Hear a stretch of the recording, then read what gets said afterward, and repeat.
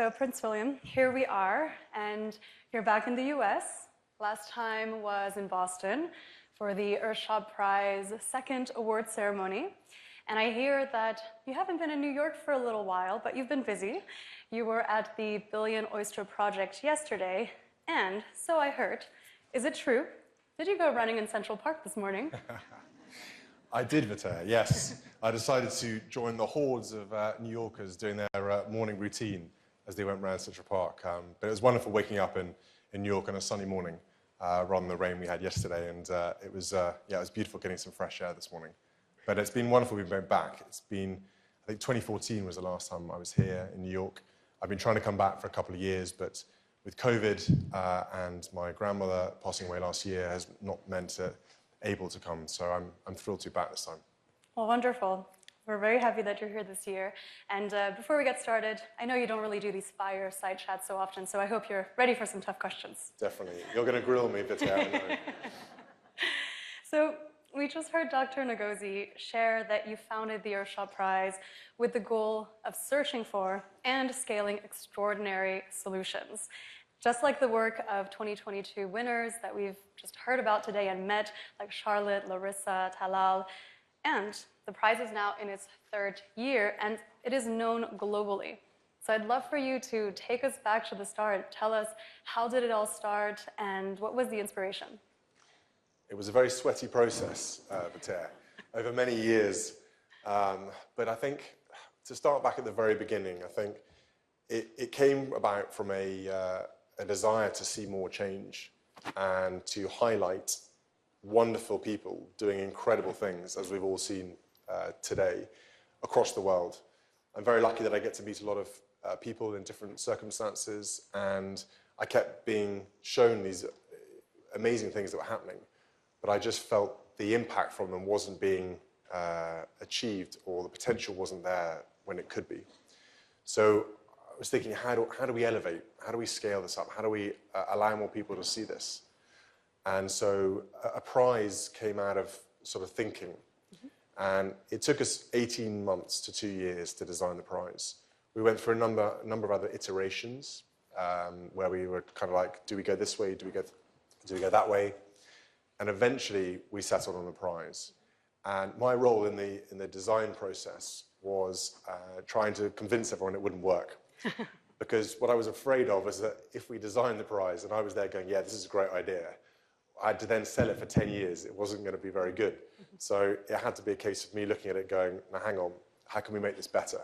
Is this something that has got legs? Mm-hmm. Is it credible? And will it achieve the desired outcome? And I think going through the process as we designed it, we were thinking, where else in history has there ever been something like this, where we're asking people to come together and tackle some of society's and life's greatest challenges? And that's when the moonshot sort of hit us. And we were looking through JFK's speeches and JFK's moonshot. And it struck us that this was hugely ambitious at the time. I think it took him 7 years to conduct his moonshot. And he had 400,000 engineers and scientists working on it. And some of the things that we all take for granted nowadays, like X-rays, CAT scanners, even solar panels, all came out of the moonshot development phase. So that really inspired me, and I thought, hang on, if even we get one of those to come out of 10 years worth of Earthshot, then it's worth it. Yeah, well, thanks for sharing. I mean, look at what we've already accomplished in already 2 years and way more to come. And, I think now we are all embarking on this Earthshot and are 100% committed to doing so. And, to the theme of our session, where innovation meets optimism, I think it's important to recognize and address the extreme weather events that have been taking place constantly over the last 3 decades, but even more so this summer. I felt like every time I checked the news, the headlines were always there, from the fires in Maui and Canada, the floods in Libya, and now 2023 has been recorded the hottest year. So with this constant news of tragedy and bad news, how do you keep optimistic? Well, as we've seen today, the Earthshot winners and the finalists create that inspiration, that optimism. And I think we've got to hang on to optimism and hope, because it is the biggest driver of change. It is the biggest driver of innovation. I think if we remark on how so pessimistic and doom and gloom everything is, even though there is a healthy dose of that needed to make sure we're all being kept in reality, it doesn't provoke the reaction from us humans as we would like. Yeah. And I think that's been an important part of the prize's design and development, is that not just to provide the solutions, but it's the fact to make people believe there is hope and there are people out there doing incredible things that will have a massive impact on our futures. Yeah, I mean, I think just seeing all these stories of these innovators, people really making change happen, not just talking about what we would like to do and hoping, but really driving that action has been quite inspiring, I think, for the future next generations. And, you know, I think something that keeps us optimistic as well is for sure the solution that we're working on, but also the people with whom we are working on this with. And you have quite a dream team, I have to say. So, you know, when you reflect on what you and your incredible team have accomplished to date, and when you look into the future, where do you dream that this prize will go? I think for now, we're kind of keen on the scale. That's what I've been working on quite heavily, is how do we scale all the things you're seeing today? Because over 10 years, we're going to have a lot of finalists and a lot of solutions. So if you take the optimism and hope as given, when we do the solutions and when we scale them up, how can we have the biggest change? And I think for me, that's something I haven't quite cracked yet, is how do we scale faster? Mm-hmm. I'm impatient with all this, as you well know, Vater. And so it's kind of, I feel my role, you guys provide the product and you guys provide the inspiration and the solution. My role is to get you as big, as fast, and as scalable as possible. And I think we've still got some work to do on that. And I'm hoping in Singapore in November, we've got an Earthshot week where we've got a lot of business and backers coming. I think if I can reach more investors and people see this isn't a philanthropic thing, we're not doing this to be philanthropic, we're doing this because the vast majority of these solutions are commercially viable. I think that will help people realize and understand that this has got legs of its own and the momentum will take it forwards. Because I think, you know, 10 years down the line, this is the decade of change we've talked about. 10 years down the line, when we look back, I want to make sure that we've found the right solutions, we've found the right people, but we're also maximizing their impact. And I think, you know, I'm already starting to think about after 10 years, what happens? And many people are already asking me that question. And I'll need a few brains in this room to help me work out what we do next. But it's, you know, I'm really pleased with the team and how we've achieved the first 3 years. It's gone better than I hoped, but there's still a lot of work to do. Yeah, I mean, I think it's, we can see already the achievements coming through. And, you know, when I think about what happens at the end of this decade and when I see all the work that's already been done and the categories that we're really addressing, I think, you know, you're part of this generational movement that is providing a livable future for our children and grandchildren. I do want to come back to the scaling question later, but we'll keep that one for now and first talk about global collaboration because, you know, we've seen today that the Earthshot Prize finalists are coming from all over the world. We've seen today from Australia, India, Oman, and Kenya. So this is a truly worldwide cohort that you're bringing together. So in your own words, why do you believe that global collaboration is important to reach your mission? So I'm a big believer in a big team. Mm-hmm. I don't think any solutions in the world can ever be achieved by yourself.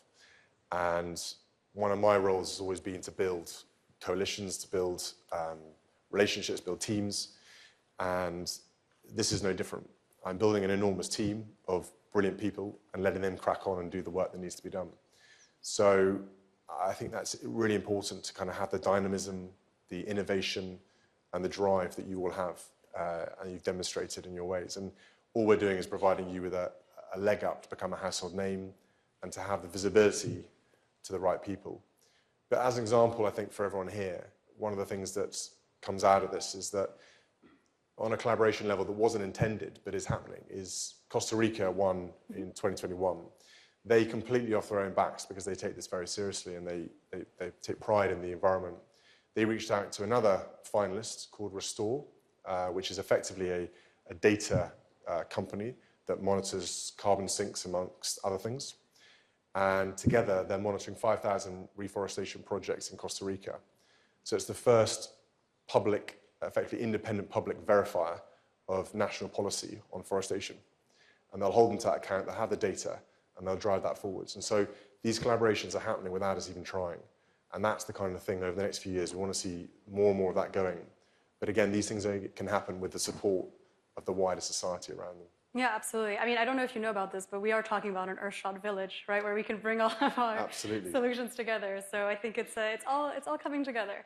I think it's time for the scaling question because we won't reach all of our targets and actually realize this ambition that we have if we don't have exponential growth and if we don't actually get these solutions to scale. And so we've heard this topic quite mentioned oftentimes today, and even by yourself. So I'm wondering, how can people here today get behind these solutions, and what does scaling these products and solutions, for example, like Takachar, one of the winners from 2021, what does that mean to scale those solutions?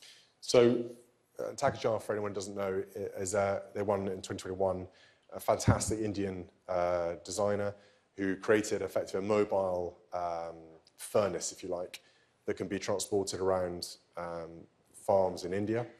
He was trying to develop and tackle the smog and the pollution from when they burn the crops in Delhi, and it effectively cuts out 98% of smoke pollution, and the offcuts and the offshoots of or the waste from the farm go into the furnace and are burnt into fertilizer, rather than being burnt into the atmosphere in a fire. So the farmers can then reclaim, reuse, and sell on effectively their fertilizer. He reckons with scale that he can reduce 1 billion tons of CO2. Get my stats right. So it's really important that we can get these things to scale because they can have huge impact. And we're just seeing the tip of the iceberg here. I mean, the Notpla guys did a brilliant presentation, and we regularly get them to come up and talk about it because they're a good double act. But they also present a wonderful project and a vision for what scaling really looks like. And I think that's what gives us all hope and inspiration and optimism, that you guys have this journey and we're here to facilitate and promote your journey to achieving greater things. I mean, I can definitely talk about this in first person, right? Because this is exactly what you have enabled us to do at Anapter, in the sense that, when we won the prize, we were building a still modular and scalable product, but it was still in the kilowatt range, quite small, microwave size, apparently some are calling it. And now more than 3,700 are running around the world making green hydrogen. But then just today, we announced our new product, which is actually 50 times the capacity of that. And later this year, an even bigger one will be delivered for both refueling stations in the Netherlands and also for a research center at an airport. And this has all been thanks to the visibility that we've had and also the awareness of green hydrogen, the fact that it is an alternative fuel that is coming and wouldn't have been possible without you, and also the modularity and scalability of our product. So it's a good teamwork.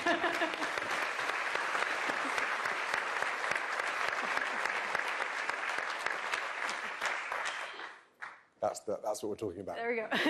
That's the scaling right there, Batea. So, we've heard about how unique the Earthshot Prize is, and also something else worth mentioning that we haven't yet talked about. It's actually the fellowship experience, right? We've seen the work of the next 15 cohorts, super exciting, and 5 of them will receive £1 million in prize this year in Singapore. But all of them do get support and are mentored by the Earthshot Prize community. Do you want to tell us a few words about that? Sure. So I think the headlines are always about the £1 million, and you'll attest to how much for a startup that matters. But I think you'll also be able to test the fact that what goes on behind the scenes in the fellowship program is equally as important. It's the idea that we give them a giant leap, effectively. So for a year, they'll receive all sorts of mentorship, training, support, resources, whatever they might need is tailored to their needs.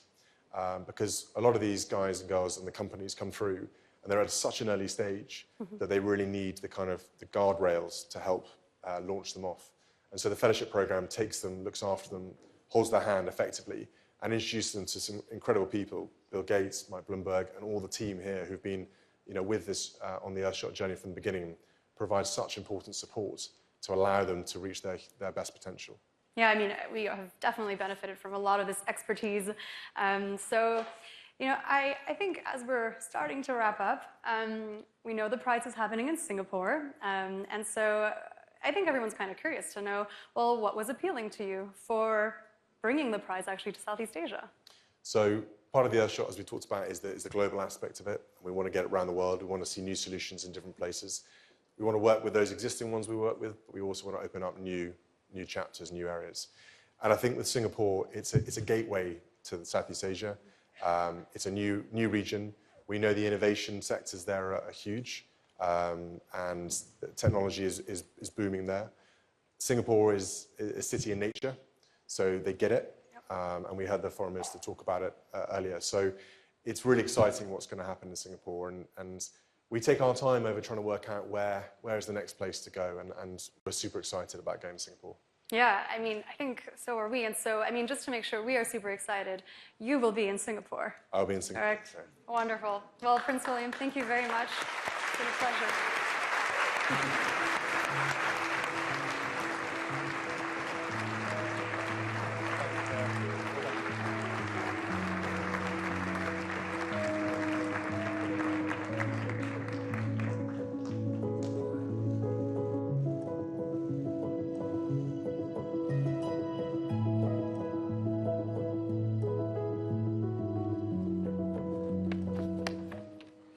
Well, thank you all again. Over the past several months, there's been no shortage of reasons to despair about the climate crisis, but over the past several hours, I think we've been given some profound reasons for hope.